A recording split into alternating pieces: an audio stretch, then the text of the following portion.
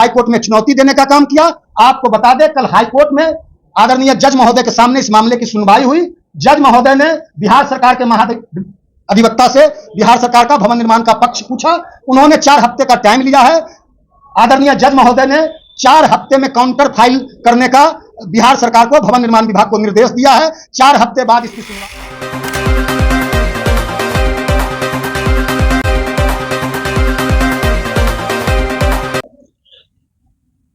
बिहार में चाचा भतीजे के रिश्ते काफी मशहूर होते हैं और मशहूर होने के साथ साथ जो है कि चाचे भतीजे के बीच काफी कुछ कहा सुनी भी चलता है।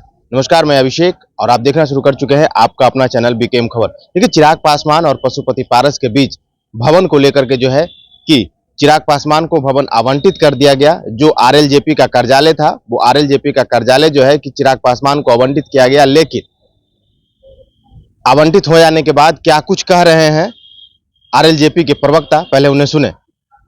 आज जो यह प्रेस कॉन्फ्रेंस बुलाने का मुख्य उद्देश्य,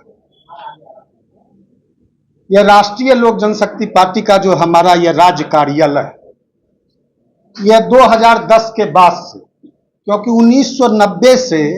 1990 में जब वन एवं पर्यावरण राज्य मंत्री बने आदरणीय पशुपति कुमार पारस, तब उनको यह आवास आवंटित हुआ। उसके बाद 2010 तक वो लगातार विधायक के रूप में, मंत्री के रूप में इस आवास में रहे। 2009 में हमारे पार्टी के सभी सांसद हार गए चुनाव।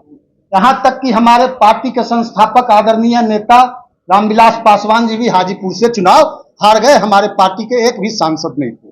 2010 में हमारे आदरणीय प्रदेश अध्यक्ष, अभी वर्तमान में आरएलजेपी के राष्ट्रीय अध्यक्ष, जो उसमें पार्टी के प्रदेश अध्यक्ष थे, वो भी चुनाव हार गए।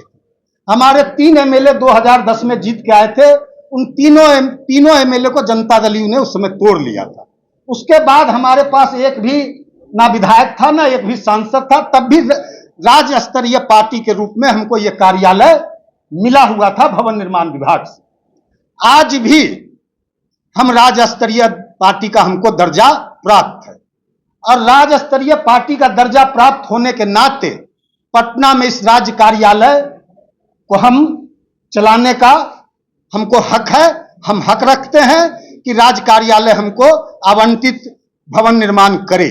इसके लिए जब 2021 में, आपको बता दे, 2021 में राष्ट्रीय जब लोक जनशक्ति पार्टी दो भागों में बटी और एक भाग को राष्ट्रीय लोक जनशक्ति पार्टी का नाम दिया। उस समय हमारे साथ पार्टी के सभी 5 सांसद थे। तो निर्वाचन आयोग भारत ने, ईसीआई ने हमको राज्य स्तरीय पार्टी का मान्यता दिया, और जो हमारे अपोजिट पार्टी थे उनको भी राज्य स्तरीय पार्टी का मान्यता दिया।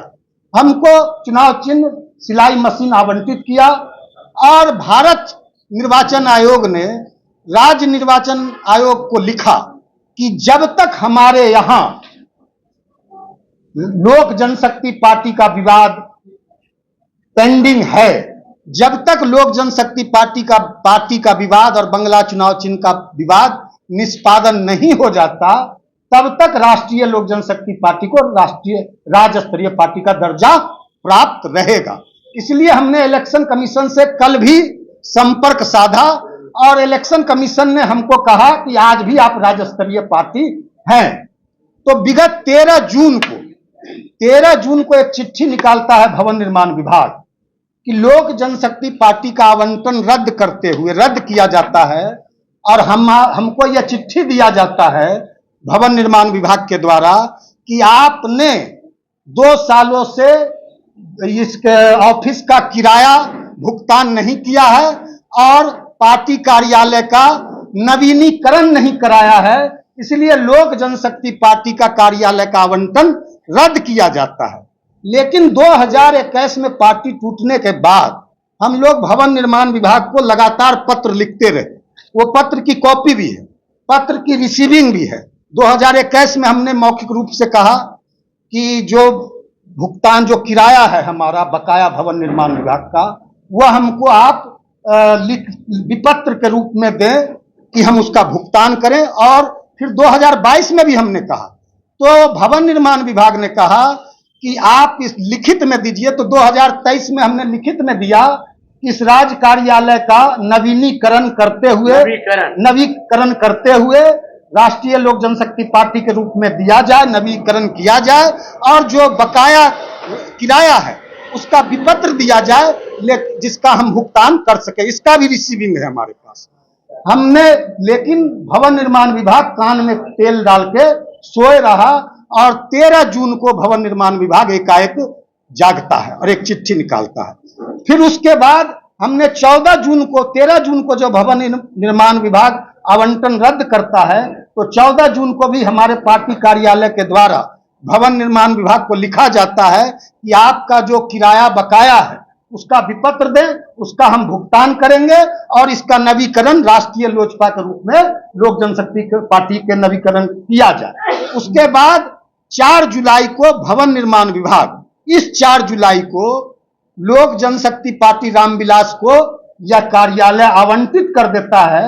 8 जुलाई को 4 जुलाई को लोक जनशक्ति पार्टी रामविलास आवेदन करता है कि पटना में एक जगह हमको पार्टी कार्यालय दिया जाए, हम 5 सांसद जीते हैं, हमको पटना में एक पार्टी कार्यालय दिया जाए। उन लोक जनशक्ति पार्टी रामविलास ने यह नहीं कहा अपने आवेदन में कि राष्ट्रीय लोक जनशक्ति पार्टी का जहां कार्यालय चल रहा है वही कार्यालय हमको दिया जाए, लेकिन पूर्वाग्रह से ग्रसित होकर, राजनीतिक दुर्भावना से ग्रसित होकर, ना जाने किन कारणों से भवन निर्माण के पदाधिकारी ने मात्र 4 दिनों में, 4 जुलाई को वह आवेदन करते हैं लोक जनशक्ति पार्टी रामविलास के प्रदेश अध्यक्ष, और 8 जुलाई को उनको यह कार्यालय आवंटन कर दिया जाता है। यह बिल्कुल राजनीतिक पूर्वाग्रह से ग्रसित काम भवन निर्माण विभाग ने किया है।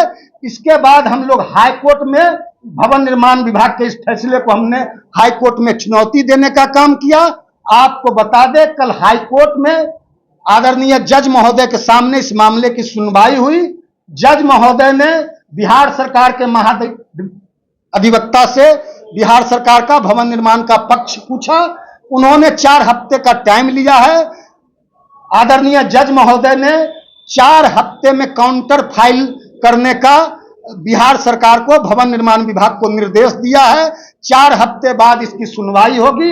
यह मामला उच्च न्यायालय में है, यही आप लोग को सूचना देने के लिए हम बुलाए थे। दूसरा यह बात कि राष्ट्रीय लोक जनशक्ति पार्टी की एक बहुत बड़ी बैठक, एक विशाल बैठक, जिसमें पूरे सूबे बिहार से, सभी जिला से, सभी प्रखंड से, सभी पंचायत से, सभी बूथों से पार्टी के कार्यकर्ता और दलित सेना के कार्यकर्ता हजारों की संख्या में 28 जुलाई को यहां एक बैठक बुलाई गई है।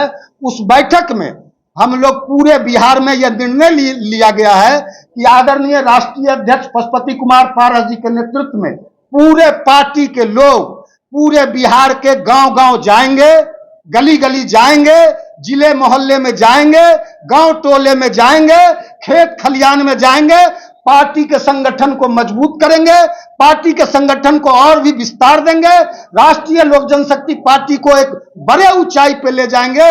और उस दिन से हम लोग बिहार में विधानसभा का जो 2025 में चुनाव होना है उसका शंखनाद करेंगे और 243 सीट पर हम लोग उस दिन से अपनी विधानसभा चुनाव की तैयारी शुरू करेंगे। तो आपने साफ तौर पे सुना कि जो आरएलजेपी के प्रवक्ता है वो साफ तौर पे कह रहे हैं कि उन्होंने कल कोर्ट गया था और कोर्ट में उनकी सुनवाई हुई। सुनवाई के बाद जो है कि उन्हें कोर्ट की तरफ से जो है कि 4 सप्ताह का समय दिया गया है। और क्या कुछ कहा, फिलहाल के लिए इतना ही। आपको अपनी राय कमेंट बॉक्स में जरूर दे। बने रहें बीकेएम खबर के साथ। जय हिंद, जय बिहार।